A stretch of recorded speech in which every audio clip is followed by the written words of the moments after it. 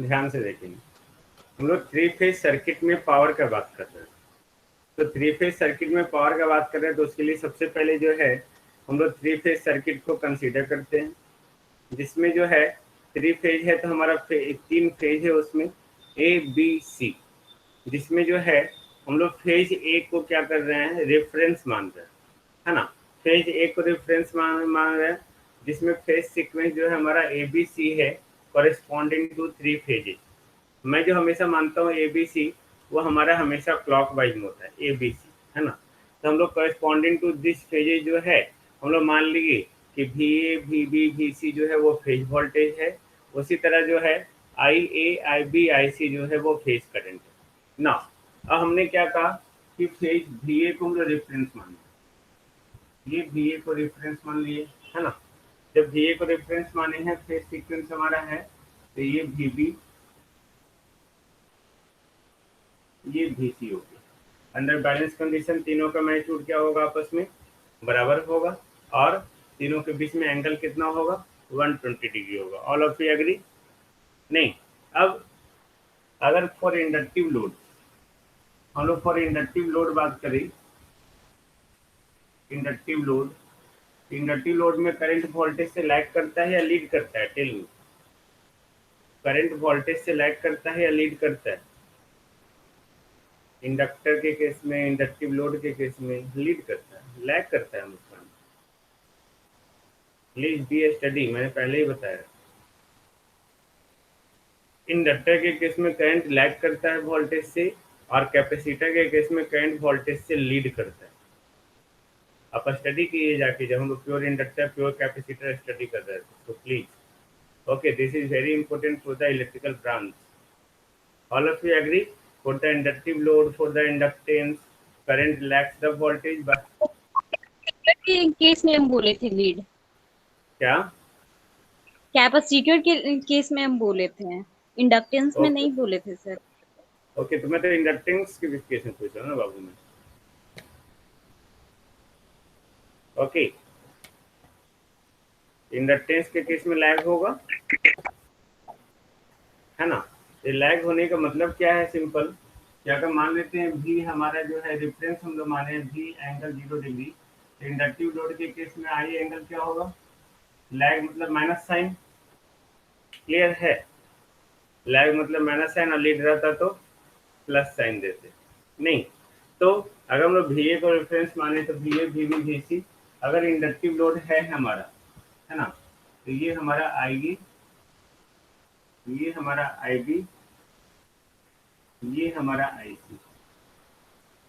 Okay, ये कुछ angle से लैग करेगा, वो एंगल हमारा फाई है। I think no problem, just tell me. ये इन दोनों के बीच में भी एंगल कितना होगा, 120 डिग्री। अंडर बैलेंस कंडीशन ही होता है ना। बट ये जो है ये भी फाई एंगल से लैग कर रहा है, ये भी फाई एंगल से लैग कर रहा है। All of you agree? Just tell me. I think no problem? नहीं। ओके, तो हम लोग यहाँ पे वी ए को माने, वी ए को रेफरेंस माने, तो वी ए एंगल 0 डिग्री, तो मैग्नीट्यूड सबका आपस में बराबर, तो वी पी एंगल क्या होगा, -120 डिग्री, जो 120 डिग्री से लैग कर रहा है, ये भी 120। फिर V C, V P angle 120, ये भी देखो आपका जो है लीड कर रहा है 120 से। क्लियर है? जस्ट टेल मी, इसमें कोई प्रॉब्लम नहीं है ना? नहीं। उसी के कॉरेस्पॉन्डिंग जो है आइए, आइए इससे लैग करेगा वीए से, तो वीए से लैग करेगा, यानी कि यहाँ पे 0 है, तो 0 -5, यानी कि आइए एंगल -5 लिख सकते हैं, वी बी। ओके, यहाँ पे आई पी कर देते हैं, सॉरी। वी बी से लैग करेगा फाई एंगल से। ओके, तो वी बी से फाई एंगल से लैग करेगा। ओके, तो आई बी, तो एंगल ये कितना है, -120। लैग मतलब हट, -5। एग्री और not? Just tell me, agree, है ना। उसी तरह आई सी, IC मैग्नीट्यूड सब सेम 120 और -5। एग्री? टेल मी, एग्री है ना? अब अगर हमारा जो है जेड है हमारा दिया हुआ a प्लस जे बी या आर एंगल फाइव, तो जेड कंजुगेट कितना होगा मैंने बताया था, सिर्फ इमेजिनरी पार्ट का साइन चेंज होगा या एंगल का साइन चेंज होगा? All of you agree? Magnitude तो सेम होगा हमारा कंजुगेट का, नहीं? ओके, तो उसी तरह अगर हम इसका कंजुगेट लेंगे, I A conjugate equal to I P angle five, I B conjugate equal to I P, ये माइनस कॉमन ले लेंगे हम इसमें, तो माइनस कॉमन ले लेंगे तो minus minus plus 120 degree plus 5, minus इनसे इसमें लगाएंगे ना, जैसे 5 का -5 इसमें माइनस से मल्टीप्लाई कर देंगे तो minus minus plus minus minus plus. Clear है? उसी तरह I C conjugate equal to I P, minus इसमें लगाएंगे तो माइनस 120 डिग्री प्लस 5 लिख सकते हैं हम लोग। Tell me. मैंने आप लोगों को बताया था power in three phase circuit जो होता है, okay, power in three phase circuit जो होता है S equal to V I conjugate होता है। मैंने बताया था आप लोग को जब हम लोग पावर पढ़ रहे थे उस समय, बताया हो ना? इंडक्टिव लोड कैपेसिटी लोड में जब बताया था पावर ट्रायंगल के समय वी आई कंजुगेट होता है। तो टोटल पावर जो हमारा है, तो फेज ए का power S A, S B, S C लिख सकते हैं, तीनों पावर सम, यानी कि V A I A conjugate, V B I B conjugate plus V C I C conjugate लिख सकते हैं। टेल मी, लिख सकते हैं? नहीं, V A S equal to V A V P angle 0 degree, I A conjugate I P angle 5 plus V B V P angle -120 degree, I B conjugate I P angle -120 degree plus 5 plus V C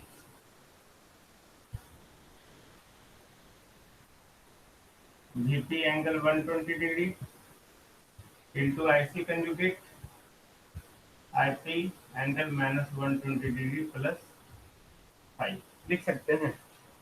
tell me, लिख सकते हैं ना?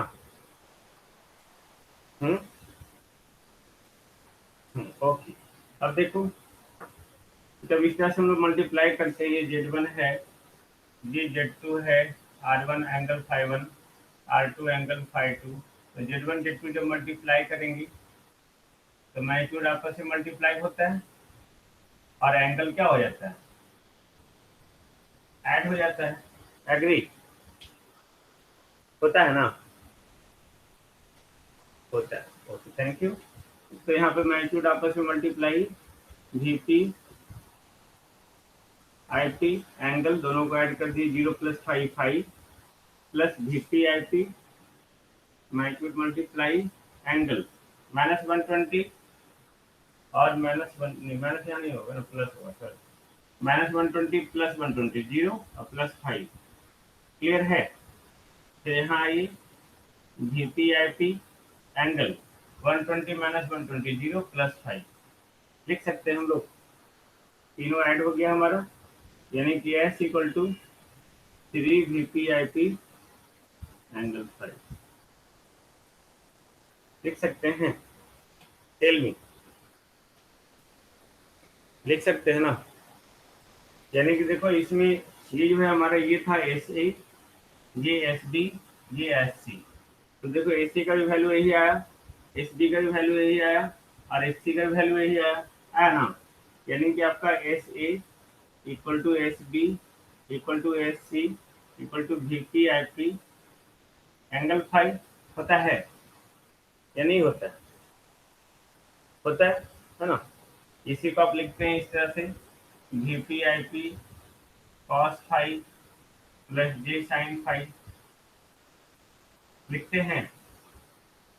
जब इसको और ये हटा देंगे इसमें हम लोग क्या लिखेंगे, J V P I P sine phi. मैंने बताया था ये एक्टिव पावर है, ये रिएक्टिव पावर है पी प्लस जे क्यू, बताया था मैंने। इंडक्टिव लोड के केस में पी प्लस जे क्यू और कैपेसिटिव लोड के केस में पी माइनस जे क्यू, बताया था मैंने। जस्ट टेल मी।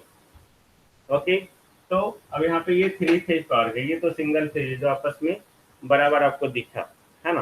अब आप देखो, इसको अगर आप ब्रेक करेंगे, है ना, इसको जो ब्रेक करेंगे तो सिंपल ये देखो,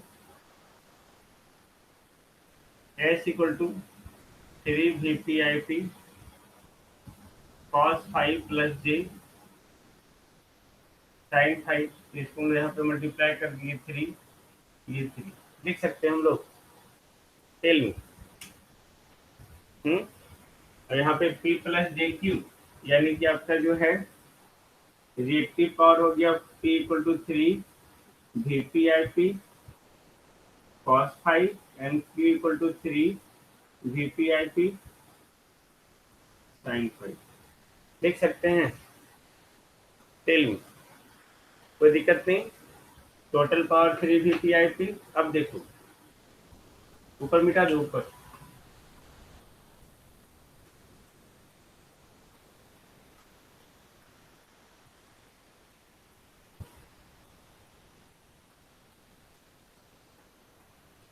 ये देखो, for a star connection VL equal to root 3 VP and IL equal to IP and delta connection के लिए क्या, VL equal to VP and IL equal to root 3 IP लिख सकते हैं। टेल मी, लिख सकते हैं। अब देखो, इस केस में x equal to 3 VP IP angle five, देखो VP equal to VL by root 3 और IP equal to IL angle five, यानी कि root 3 VL IL angle five. Clear है। इस केस में S equal to three V P I P angle five, three V P equal to V L and I P equal to I L by root three, यानी कि root three V L I L angle five. यानी कि जो power है आपका three phase power, total power या तो three V P I P angle five, okay, या root three V L I L angle five, root three V L I L angle five, चाहे कोई भी कनेक्शन हो, चाहे स्टार कनेक्शन हो चाहे डेल्टा कनेक्शन हो। पावर अगर फेज में लिखेंगे तो तीन से मल्टीप्लाई होगा three V P I P, अगर लाइन में लिखेंगे तो root three V L I L. Clear है। टेल मी, है ना। ओके, उसी तरह से अगर आप इसमें भी पुट करेंगे, three V P I P equal to क्या है, root three V L I L, इसमें three V P I P equal to root three V L I L, यहाँ भी three V P I P equal to root three V L I L cos five, इसमें three V P I P equal to root three V L I L sine five. तो चाहे star connection हो चाहे delta connection हो, got it. T equal to three V P I P ये active power और root three V L I L cos five.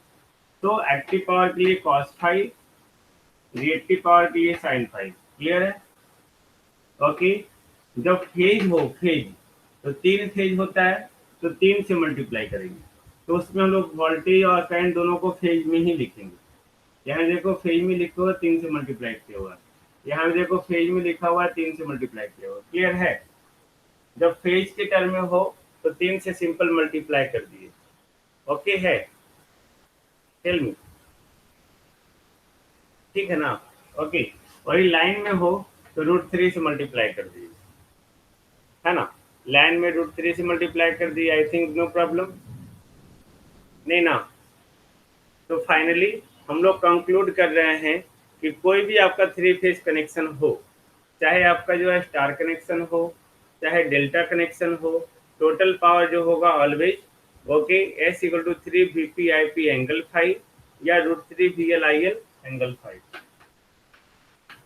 Active power जो होगा star हो, डेल्टा हो, 3 VPIP cos phi या √3 VLIL cos phi, reactive power 3 VPIP sin phi या √3 VLIL sin phi। I think no problem, नहीं ना। अब इसमें जो एक क्वेश्चन आता है, advantage of 3 phase AC circuit over single phase circuit, है ना। तो जो ये हम लोग नेक्स्ट क्लास में बात करेंगे आगे, और आगे नेक्स्ट क्लास में करके इस टॉपिक को जो है इसमें समाप्त करेंगे, और इसमें नेक्स्ट क्लास में ये भी बताएंगे generation of 3 phase EMF in A 3 phase circuit. Okay, अब इसमें प्रॉब्लम नहीं।